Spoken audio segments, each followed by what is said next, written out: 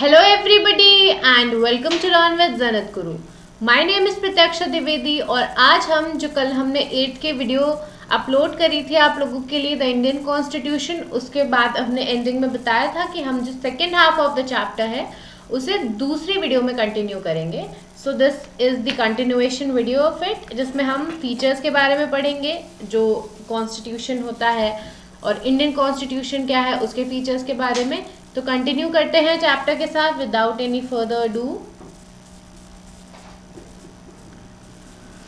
So we have the constitution and its key features. ठीक है कि कॉन्स्टिट्यूशन के की फीचर्स क्या होते हैं.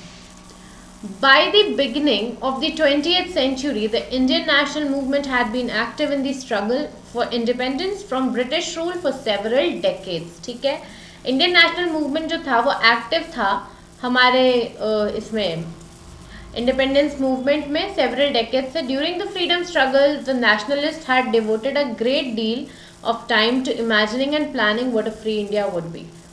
अब जब इतने साल हमारा फ्रीडम स्ट्रगल चला तो जो नेशनलिस्ट थे उनकी इमेजिनेशन हो चुकी थी कि जब हमारा फ्री इंडिया होगा तो वो ऐसा होगा या वो वैसा होगा, उसमें हमें ये फीचर्स चाहिए, हमारा जो डेमोक्रेसी होगी वो कैसी होगी, हमारा जो गवर्नमेंट फॉर्म ऑफ गवर्नमेंट होगा वो कैसा होगा, हमारा पावर डिस्ट्रीब्यूशन कैसा होगा. ये सब उन लोगों के दिमाग में इमेजिनेशंस चल रहे थे कि जब हम फ्रीडम गेन कर लेंगे तब हम कैसे होंगे एज अ नेशन. हाँ, under the British they had been forced to obey rules that they had very little role in making. The long experience of authoritarian rule under the colonial state convinced Indians that free India should be a democracy in which everyone should be treated equally and be allowed to participate in the government. अब हम किसके under थे? हम तो British राज के under थे. तो फिर जो ब्रिटिशर्स थे उनका एक अथॉरिटेरियन रूल था हमारे ऊपर, वो पूरी अथॉरिटी जमाते थे और उनके राज में जो भी लॉज बनते थे उसमें हमारा कोई योगदान, कोई भी कंट्रीब्यूशन नहीं होता था. तो इंडियंस के मन में एक ये भी बात थी कि जब हमारी कंट्री फ्री हो जाएगी, जब वो नेशन हमारा हो जाएगा, we will be free from the British supremacy and its authoritarian rule. तो उस टाइम पे जो डेमोक्रेसी जो फ्री इंडिया होगा वो एक डेमोक्रेसी होगी. अब मैंने आप लोगों को इस चैप्टर की स्टार्टिंग में डेमोक्रेसी का मतलब समझाया था. I would like to repeat it again. Democracy का मतलब क्या होता है? जहाँ पे सिटीजन्स को सबसे सुपीरियर कंसिडर किया जाता है.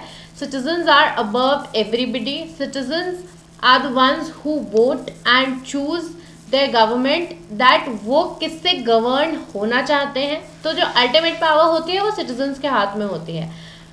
तो डेमोक्रेसी में हाँ, हमारा फ्री इंडिया एक डेमोक्रेसी होगा जहाँ पे सबको एक बराबर इक्वली ट्रीट किया जाएगा और उन्हें भी मौका दिया जाएगा कि वो गवर्नमेंट में पार्टिसिपेट कर सकें. ठीक है, क्योंकि ये सारे राइट्स से हम डिप्राइव्ड थे अंडर द ब्रिटिश रूल. इसीलिए जब फ्री इंडिया होगा तो जो हमारे फ्रीडम फाइटर्स थे, जो हमारे वेरियस पार्टीज उस टाइम पे थी, वो चाहते थे कि इंडिया इस तरह का हो. आगे देखते हैं इसमें. What remained to be done then was to work out the ways in which a democratic government would be set up in India and the rules that would determine its functioning. This was not done by one person. Again, अब उन लोगों को क्या था, उन्हें ये हमारी पूरी बनानी थी कि कहते हैं कॉन्स्टिट्यूशन बनाना था. उन्हें ये देखना था कि क्या रूल्स होने चाहिए, किस तरह से वो फंक्शन करेंगे. तो ये एक दिन का काम नहीं था. This was not done by one person, neither was it a day's work. Okay, तो क्या हुआ था कि it was done by a group of around 300 people who became member of Constituent Assembly and in 1946 who met periodically for the next 3 years to write Indian Constitution. ये एक दिन का काम नहीं था ना एक इंसान का काम था. 300 लोगों ने मिलके कॉन्स्टिट्यूएंट असेंबली के जो वो हिस्सा थे 1946 में, वो पीरियोडिकली मिलते थे. ठीक है, और फिर उन्होंने अगले 3 साल में 46 से लेकिन नवंबर 49 तक हमारे कॉन्स्टिट्यूशन को लिखा गया है. अब आप सोचेंगे कि इतना टाइम क्यों लग गया. क्योंकि मैंने इस चैप्टर में आपको पहले ही बताया था, इंडिया इतना डाइवर्स है, वहाँ पे इतने सारे तरह के लोग हैं, कास्ट हैं, अलग अलग कम्युनिटीज़ हैं, रिलीजन्स हैं, लैंग्वेजेस हैं, कल्चर हैं। अब इन सबको ध्यान में रखते हुए एंड देन सबको एक प्लेटफॉर्म पे उतारना कि सब एक इक्वल है, कोई मतलब everybody is on the same pedestal when it comes to the constitution of India. एक बहुत ही हेक्टिक टास्क था, इसीलिए जो हमारा कॉन्स्टिट्यूशन बना वो बहुत बड़ा, it is also called the lengthiest constitution existing in the world, जो हमारे इंडियन डेमोक्रेसी का है। यहाँ पे आप एक पिक्चर देख सकते हैं जहाँ पे क्या लिखा है, there was an extraordinary sense of unity amongst the members of the constituent assembly. यहाँ पे हम सरदार वल्लभ भाई पटेल को देख पा रहे हैं। Each of the provisions of future constitution was discussed in great detail and there was sincere effort to compromise and reach an agreement through consensus. The above photo shows Sardar Vallabhbhai Patel, a prominent member of the Constitution Assembly. हम सरदार वल्लभ भाई पटेल को एक और नाम से बोलते हैं, उनको क्या एक टाइटल दिया गया है, उन्हें टाइटल दिया गया है आयरन मैन ऑफ इंडिया। हमारे प्राइम मिनिस्टर श्री नरेंद्र मोदी ने इनका एक बहुत ही बड़ा स्टैचू ऑफ यूनिटी, जो कि अब वर्ल्ड का टॉलेस्ट स्टैचू है, वो उसमें कंसिडर किया जाता है। And he was the one जिन्होंने, जब हमारा ब्रिटिश राज ख़त्म हो गया था एंड देन ब्रिटिशर्स ने उन्हें एक ऑप्शन दे दिया था कि जो प्रोविंसेस थे वो इंडिया में आना चाहते हैं या नहीं आना चाहते हैं। उस टाइम पे जूनागढ़, हैदराबाद और कश्मीर इंडिया का पार्ट नहीं बनना चाहते थे। उनको इंडिया में लाना, उनको कलेक्टिवली रिप्रेजेंट कराना एज एन इंडियन स्टेट, सबसे बड़ा हाथ डॉक्टर सरदार वल्लभ भाई पटेल का था उसमें। ठीक है, तो ये तो आपके लिए कुछ एक्स्ट्रा नॉलेज हो गई। अब आगे बढ़ते हैं चैप्टर के साथ। ये बाबा साहब डॉक्टर अम्बेडकर हैं, doctor B.R. Ambedkar.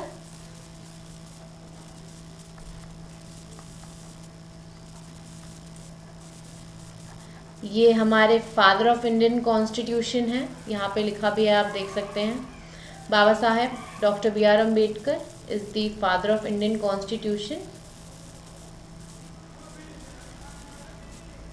Dr. B.R. Ambedkar believed that his participation in the Constituent Assembly helped the scheduled caste to get some safeguards in the draft constitution.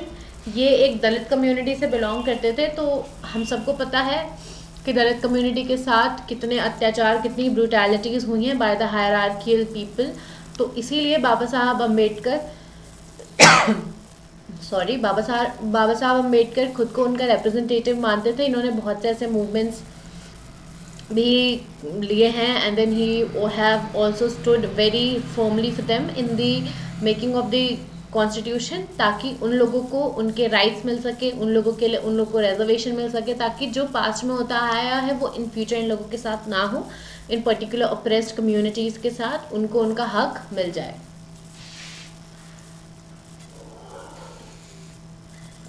These members of the Constituent Assembly had a huge task before them. The country, same जो मैंने अभी आप लोगों को ऊपर बताया था कि इतना समय लगा क्यों हमारा कॉन्स्टिट्यूशन बनने में। The country was made up of several different communities who spoke different languages, अलग religions थे, distinct cultures थे। When the constitution was being written, India was going through considerable turmoil. Turmoil का क्या मतलब होता है? बहुत ही ज़्यादा एक suffering कह सकते हैं आप, कि मतलब बहुत ही ज़्यादा किसी चीज़ को लेके क्योस चल रहा है कि कैसे करें। ठीक है, और उसके रीजंस आपको दिया है कि why India was going through a turmoil in the framing of the constitution, because it had a diverse culture, religion. It was a diverse nation. The participation of the country into India and Pakistan was imminent. Some of the princely states remained undecided about their future. वही जो मैंने अभी आपको सरदार वल्लभ भाई पटेल का role बताया उनको unite करने में, इसमें 3 हमारे प्रिंसली स्टेट्स मेन थे, प्रोविंसेस कौन थे वो? कश्मीर, जूनागढ़ और Hyderabad. And the socio-economic condition of the vast mass of people appeared dismal. All these issues played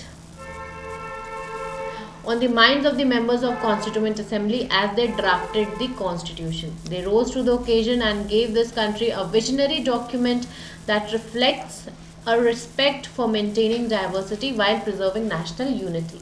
तो ये सारे इश्यूज जो थे, वेरियस स्टेट्स का ना आना हमारे साथ, ठीक है, इंडिया पाकिस्तान का उसी टाइम पे पार्टीशन होना, उसके बाद इतना जो डाइवर्स कंट्री है इंडिया, ये सारे इश्यूज हमारे कॉन्स्टिट्यूशन मेकर्स के हाथ दिमाग में थे। उनको वो कॉन्स्टिट्यूशन इस हिसाब से बनाना था कि हमारी डाइवर्सिटी भी प्रिजर्व हो पाए और उसके साथ साथ हमारी यूनिटी को भी कोई खतरा ना हो। All these issues played on the minds of the members of The final document also reflects their concern for eradicating poverty through social economic reforms, as well as emphasizing the crucial role that people can play in choosing their representatives. People कैसे अपना crucial role play करेंगे in choosing their representatives? Because India was declared to be a democracy. अब democracy declare कर दिया गया है, but vote देना हमारा राइट है।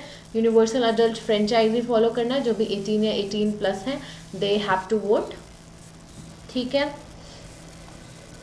तो लिस्टेड बिलो आर की features of the Indian constitution. अब हम पढ़ेंगे क्या? अब हम पढ़ेंगे की फीचर्स इंडियन कॉन्स्टिट्यूशन के, ठीक, की features of the Indian constitution. Okay, सबसे पहला हमारा फीचर है फेडरलिज्म का। इंडिया को ना मोस्टली ऐसा बोलते हैं, एक सेइंग है इंडिया के बारे में, दैट फेडरलिज्म से रिलेटेड ही है, it's a federal bottle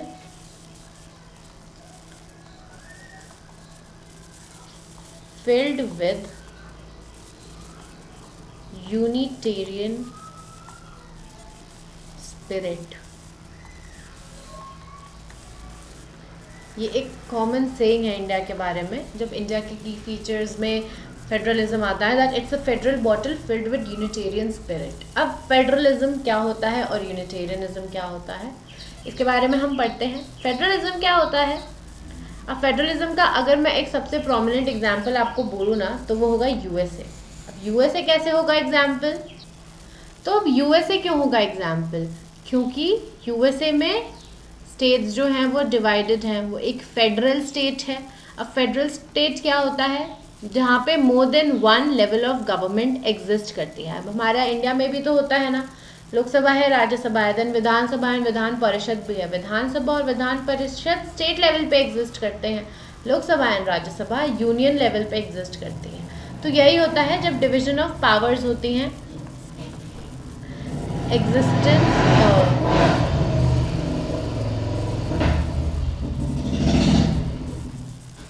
existence of more than one level of government in the country. In India, we have governments at state level and at center. अब हमारा पंचायती राज जो third tier of government है वो हमारा हो जाएगा, and then we also have central government.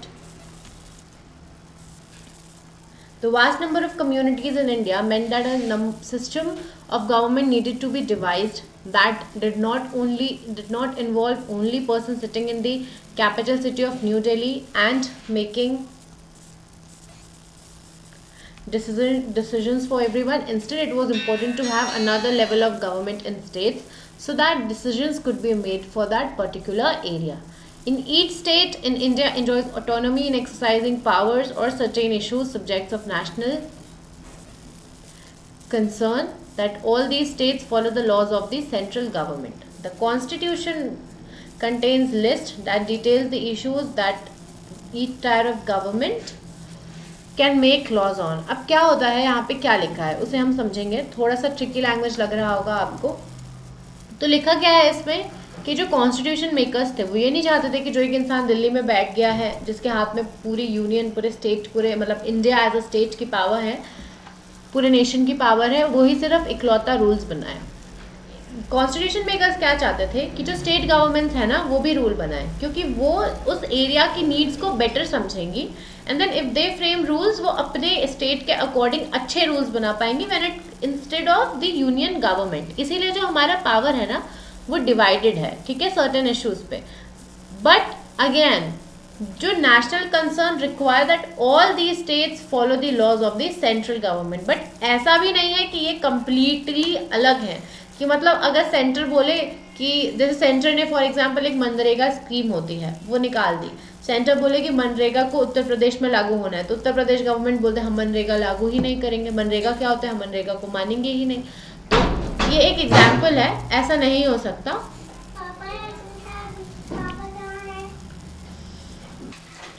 तो जो स्टेट गवर्नमेंट है वो कम्प्लीटली जो सेंटर के लॉज है ना उससे डिनाई नहीं कर सकती, वो रहेगी सेंटर के अंडर ही, ठीक है।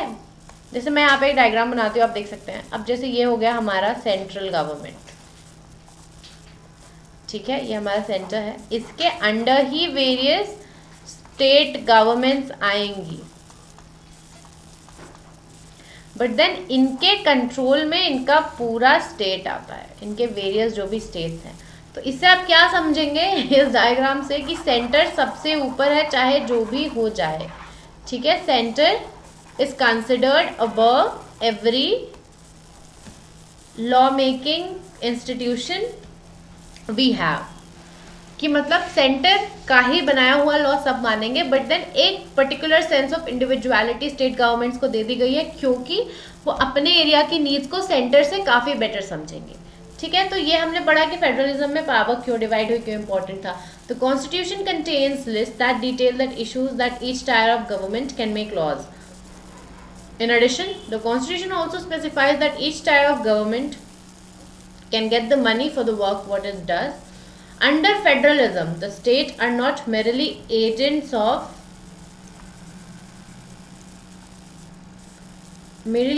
of federal government, but draw their authority from the constitution as well. All persons in India are governed by laws and policies made by each of these levels of government. अब जैसे हमारी government भी है, वो बहुत से ऐसे laws लाती है स्टेट लेवल पे जो हमें फॉलो करने पड़ते हैं, क्योंकि उनके पास वो अथॉरिटी है, उन्हें वो अथॉरिटी कॉन्स्टिट्यूशन ने दे रखी है।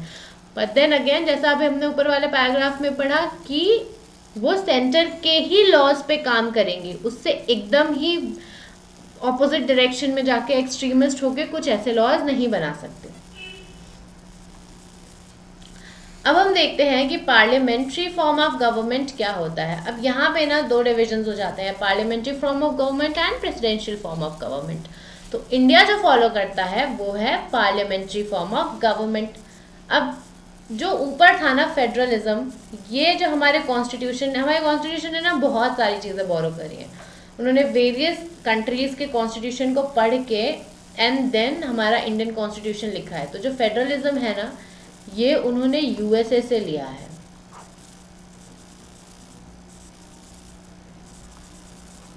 बोरोड फ्रॉम यूएसए, क्योंकि यूएसए एक फेडरल स्टेट है। बट अगर मैं आपसे पार्लियामेंट्री फॉर्म ऑफ गवर्नमेंट की बात करूं तो ये इन्होंने लिया है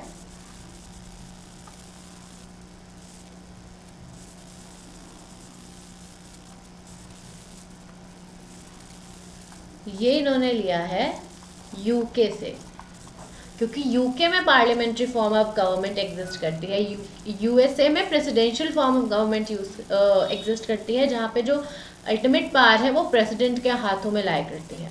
so now let's see what parliamentary form of government means. The different tyres of government that you just read about consist of representatives who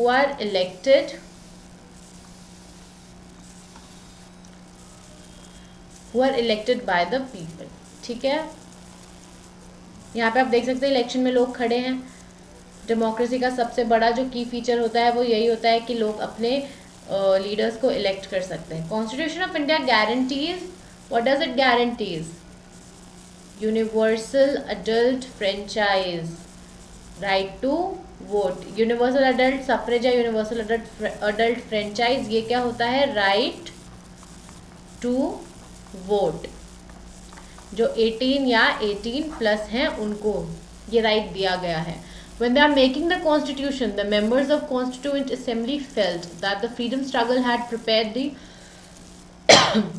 masses for universal adult suffrage and that this should help encourage a democratic mindset.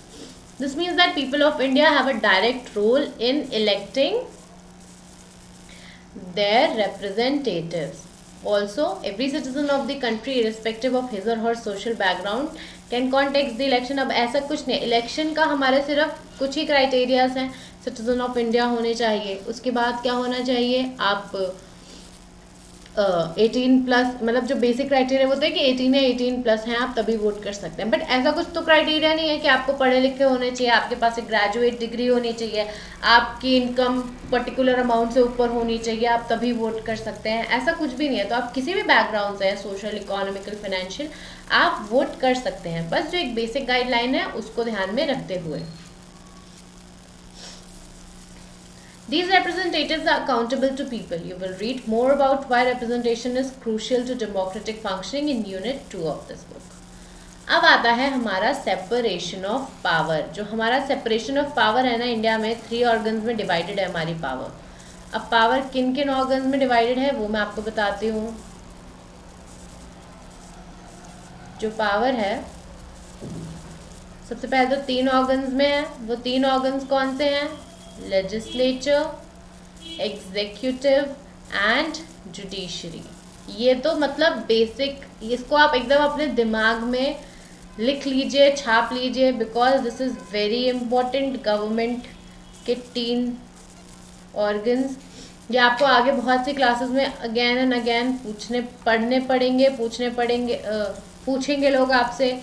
आपको इसे define करना पड़ेगा. Executive हो गया and judiciary.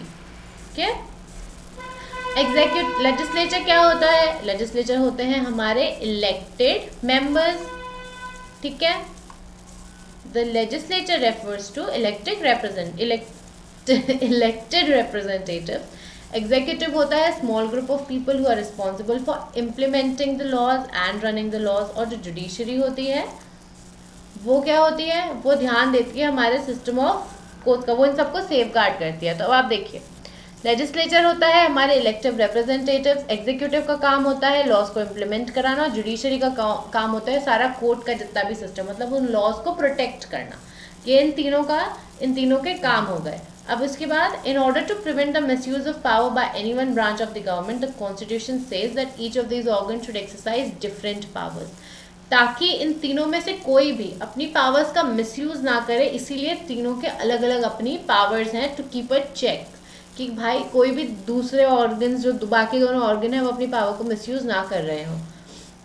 Through this each organ acts as a check on the other organs of the government and this ensures the balance of power between all 3. तो इन तीनों जो organs of government है ना, इसमें से आप किसी को ये नहीं बोल सकते कि लेजिस्लेचर ऊपर है, एग्जीक्यूटिव नीचे है, या जुडिशरी ज़्यादा इंपॉर्टेंट है, लेजिस्लेचर इंपॉर्टेंट नहीं है. ऐसा कुछ भी नहीं है. तीनों के अपनी अपनी पावर्स डिवाइडेड हैं. एंड देन बाकी दोनों के पास भी ये पावर है कि वो चेक कर सके कि जो एक पर्टिकुलर कुछ भी गलत तो नहीं कर रहा है, मिसयूज तो नहीं कर रहा है अपनी पावर्स को. तो इस तरह से बैलेंस रहता है तीनों की पावर्स के बीच में, और जो कॉन्स्टिट्यूशन, मतलब जो डेमोक्रेसी है, वो अच्छे से फंक्शन करती है. अब एक चीज़ ना, ये बहुत इंपॉर्टेंट है और ये आपको अच्छे से समझ लेनी चाहिए, क्योंकि फर्दर आपको सिविक्स में ये बहुत ज़्यादा बार यूज़ होगी और आपको कन्फ्यूजन ना हो. The word state is often used in this chapter. This does not refer to state governments. जब हम political science या civics में state government या state word use करते हैं, इसका मतलब ये नहीं होता कि उत्तर प्रदेश, गोवा, महाराष्ट्र, कर्नाटका, तमिलनाडु, नहीं. इसमें हम government को consider करते हैं. जैसे कि rather when we use state, we try to distinguish it from government. Government is responsible for administering the government can change elections. अब ये इसमें हम government से distinguish करते हैं state को. अब state क्या होता है? The state on the other hand refers to a political institution that represents a sovereign people and who occupy a territory. This is very very important. आपको पूछ सकते हैं define state, तो आपको ये पता होना चाहिए कि state क्या होता है. पॉलिटिकल इंस्टीट्यूशन होता है जो कि सोवरेन होता है. सोवरेन मतलब इंडिपेंडेंट, किसी भी फॉरेन रूल के अंडर नहीं है, और जो एक डेफिनेट टेरिटरी को ऑक्यूपाई करता है. We can thus speak of the Indian state, the Nepali state, etc. The Indian state had a democratic form of government. The government is one part of the state. The state refers to more than just the government and cannot be interchangeably with it. ठीक है. अब आता है one of the most important part of features of the Indian constitution. इसको आप समझ लीजिए, बहुत बहुत बहुत इम्पॉर्टेंट है ये। जितनी भी कम्युनिटीज़ है ना, जितना भी डाइवर्स इंडिया, सबके राइट्स को यही सिक्योर कर रहा है। ये हमारे फंडामेंटल राइट्स हैं, ये आर्टिकल 14 to 32। ठीक है, हमारे फंडामेंटल राइट्स डिवाइडेड हैं। अब यहाँ पे आप देख सकते हैं राइट टू इक्वालिटी, फ्रीडम। इनके लिए मेरे पास एक एब्रीवेशन है, एक एक्रोनियम है, जिससे आप इसे याद कर सकते हैं। क्या है वो? FE रेकर। अब ये अभी आपको समझ नहीं आएगा, बट E से राइट टू इक्वालिटी, F से राइट टू फ्रीडम, E से एजुकेशनल राइट्स, R से रिलीजियस राइट्स, अगेन E से राइट अगेंस्ट एक्सप्लॉयटेशन, C से हो जाएगा आपका cultural and educational rights, and then again आपका R से हो जाएगा राइट टू कॉन्स्टिट्यूशनल रेमेडीज। ये हमारे फंडामेंटल राइट्स हैं। फंडामेंटल राइट्स बहुत बहुत बहुत इंपॉर्टेंट हैं हमारे सिटीजन्स ऑफ इंडिया के लिए। हमारे कॉन्स्टिट्यूशन का एक बहुत ही प्रोमिनेंट हिस्सा है। तो देखते हैं फंडामेंटल राइट्स में क्या क्या आता है। Fundamental rights, the section of fundamental rights. तो फंडामेंटल राइट्स क्या होते हैं? The section on fundamental rights have often referred to as conscience of the Indian constitution. ठीक है, कॉलोनियल रूल में बहुत ज़्यादा ऐसा हो गया था कि किसी को उनके राइट्स नहीं मिल रहे थे। लोगों ने मिसयूज़ किया था, जो हायर अथॉरिटी थे अपने राइट्स को, जिनके पास कुछ नहीं था उनके साथ बहुत ही बुरा हुआ था। The colonial rule had created a certain suspicion of the state in the minds of the nationalist, and they wanted to set a set of rights that would guard against the misuse of state power in independent India, ताकि अगर कोई power में भी है तब भी वो अपनी पावर को मिसयूज ना कर पाए, लोगों को किसी भी तरह के प्रॉब्लम्स ना पहुंचा पाए। इसीलिए फंडामेंटल राइट्स है। फंडामेंटल राइट्स क्या करते हैं? Protect citizens against arbitrary and absolute exercise of power by the state. The Constitution thus guarantees the right of individuals against the state as well as against other individuals. ठीक है, ये क्या करता है? एक इंडिविजुअल, एक पर्टिकुलर पर्सन को तो उसके राइट्स देता ही देता है, और उसके अगेंस्ट द स्टेट, ठीक है, स्टेट से उसको बचाने के लिए उसके राइट्स देते हैं, ताकि स्टेट अपनी पावर को मिसयूज करके उसको किसी भी तरह की प्रॉब्लम ना पहुंचा पाए, किसी भी तरह की प्रताड़ना ना दे पाए। And as well as against other individuals, that me as a person दूसरे इंसान पे किसी भी तरह का कुछ भी ब्रुटैलिटीज ना कर पाऊँ, क्योंकि उस इंसान के पास भी उसके फंडामेंटल राइट्स हैं। Moreover, the various minority communities also expressed the need of the constitution, क्योंकि हमें पता है कि minority communities को प्रोटेक्ट करना, उनके राइट्स को प्रोटेक्ट करना बहुत इंपॉर्टेंट है। जो भी उनके साथ पास्ट में हुआ है वो बहुत ही बुरा हुआ है। We are all aware of how brutal caste system was and how rigid it was, what kind of brutalities the minority community have faced. The constitution therefore also guarantees the rights of minorities against the majority. ठीक है, this is very important. As Dr. B.R. Ambedkar has said that these fundamental rights, their objective is twofold. अब क्या इनके दो objectives हैं? The first objective is कि हर citizen must be in position to claim those rights, and secondly these rights must be binding upon every authority. Her authority को उनके laws बनाने से पहले ये उनके ऊपर एक दबाव बना के रखे कि उन्हें ये राइट्स हैं, लोगों के इसे ध्यान में रखते हुए बनाना है, प्लस दूसरों के लिए भी अच्छा हो। In addition to fundamental rights, the constitution has also said that DPSP, Directive Principles of State Policy, this was designed by the member of Constituent Assembly to ensure greater social and economic reforms and to serve। DPSP क्या होते हैं? वो state की responsibility होती है, वो कुछ ऐसे लॉज लाए, कुछ ऐसे हमारे क्या कहते हैं स्कीम्स लाए, जिससे पूरे स्टेट का डेवलपमेंट हो, लोगों का भला हो। ठीक है, these are basically for social. अब देखते हैं कि वेरियस टाइप्स ऑफ हमारे फंडामेंटल राइट्स होते क्या हैं। सबसे पहले हमारा right to equality, everybody is equal in front of law, in the constitution. Right to freedom, सबके पास उनके बेसिक राइट्स हैं, बेसिक फ्रीडम है, फ्रीडम ऑफ एक्सप्रेशन है, स्पीच है, एसोसिएशन है, वो ट्रेड यूनियंस फॉर्म कर सकते हैं, वो अपने मन का प्रोफेशन चूज कर सकते हैं, इन सब चीज़ों की उन्हें आज़ादी दी गई है। राइट अगेंस्ट एक्सप्लॉयटेशन, किसी को भी गलत तरीके से एक्सप्लॉयट नहीं किया जा सकता। It is against human trafficking also. Freedom of religion, क्योंकि इंडिया एक सेक्युलर नेशन है, सबको अपने रिलीजन को फॉलो करने की इच्छा है। इंडिया का एज अ स्टेट कोई भी रिलीजन नहीं है। कल्चरल एंड एजुकेशनल राइट, सबको अपने कल्चर को फॉलो करने की आज़ादी है और सबको एजुकेट होने की फ्रीडम है। राइट टू कॉन्स्टिट्यूशनल रेमेडीज, ये सबसे इम्पोर्टेंट है, इसको डॉक्टर बी.आर. अम्बेडकर ने बोला है। Heart and soul of the Indian constitution. This allows citizens to move to court if they believe that any of their fundamental rights have been violated by state. तो इसको heart and soul क्यों बोला होगा doctor B R. Ambedkar ने? कुछ तो उसका reason रहा होगा। इसको heart and soul doctor B R. Ambedkar ने इसलिए बोला है कॉन्स्टिट्यूशन का कि अगर किसी इंडिविजुअल का को ये लग रहा है कि मेरा कोई भी पर्टिकुलर फंडामेंटल राइट मुझे नहीं मिल रहा है या मेरे को कर्टेल किया जा रहा है उससे. For example, I want to choose a particular profession, but then I'm not allowed to. For example, I want to be a manager and I'm not allowed to be a manager for some reason जो भी मेरे को दिया गया है. But then क्यों ऐसा है?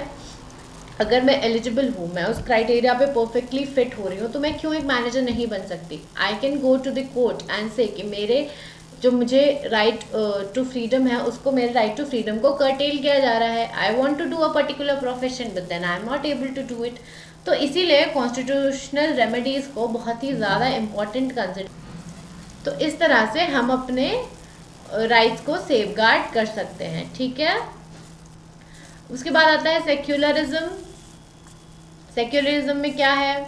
A secular state is one in which all the जो हमारा स्टेट है उसका कोई भी रिलीजन नहीं है. जैसे आपने बहुत सारे ऐसे इस्लामिक स्टेट्स देखे होंगे, बेसिकली वेस्ट एशिया में, या फिर पाकिस्तान को देख लीजिए. इन लोगों का एक डिनोटेड रिलीजन है कि हाँ these are Islamic states, but then India का कोई भी रिलीजन नहीं है. चाहे यहाँ पे हिंदू भले मेजॉरिटी में है, but then it's not a Hindu state.